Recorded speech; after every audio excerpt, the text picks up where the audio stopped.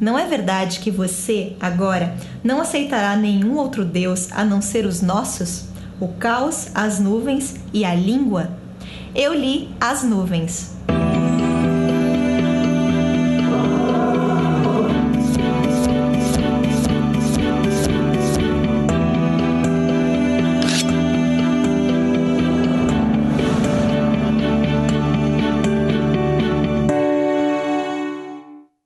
As Nuvens é uma peça de teatro escrita pelo grego Aristófanes e encenada no ano de 423 a.C.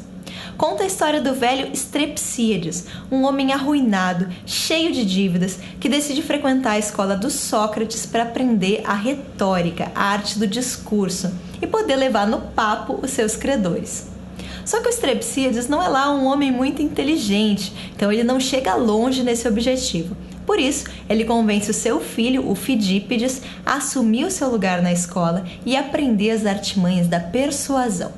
O Fidípides vai se tornar um monstro. Ele vai ser capaz de justificar, através das palavras, qualquer ação, inclusive bater no próprio pai.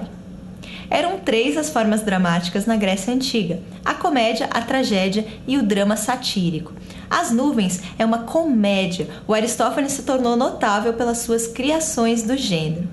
Existe uma particularidade bem interessante das comédias em relação às tragédias. Elas são originais, não prestam contas a um passado histórico, mitológico, a uma narrativa pregressa. Se nós pensarmos, por exemplo, em Édipo Rei, do Sófocles, que é um dos exemplos mais conhecidos da tragédia grega, o mito do Édipo ele já era famoso muito antes da encenação dessa peça. Ele já tinha sido revisitado por vários dramaturgos. Claro, existem variações de um autor para outro, mas as linhas gerais da narrativa são conhecidas por boa parte do público, e isso não acontece na comédia. Os enredos são sempre criações singulares, mesmo quando figuras históricas são transformadas em personagens. Para o leitor moderno, uma das grandes curiosidades da peça As Nuvens é justamente encontrar essa caricatura do Sócrates, esse homem totalmente ridículo, que gasta o seu tempo observando pulgas ou pensando se os mosquitos cantam pela boca ou pelo rabisteco, para utilizar um dos termos que eu encontrei na fala do personagem principal. O Sócrates aqui é um embuste, um trapaceiro, que convence os seus alunos a estudarem os assuntos mais inúteis. E principalmente, o Sócrates do Aristófanes é descrito como um sofista. Que raio eram os sofistas? Eram mestres que cobravam pelas suas aulas e cujo foco dos ensinamentos se concentrava no discurso, sem muitas preocupações com a verdade ou a moralidade. Por exemplo, eles diziam que todo argumento pode ser rebatido por um contra-argumento e que a efetividade dessa refutação reside na verossimilhança. Ou seja, esse contra-argumento não precisa necessariamente ser verdadeiro, basta ele parecer verdadeiro. O que os sofistas faziam era relativizar a verdade e colocar como um fator determinante o ponto de vista nessa argumentação. Na época de Aristófanes, existia uma discussão muito grande sobre essas duas correntes de educação, a tradicional e a sofista. E o comediógrafo claramente se posiciona contra os sofistas. Ele vai criticar a escola, de forma satírica, apontando os perigos de uma educação que não acredita ou não valoriza uma verdade fundamental.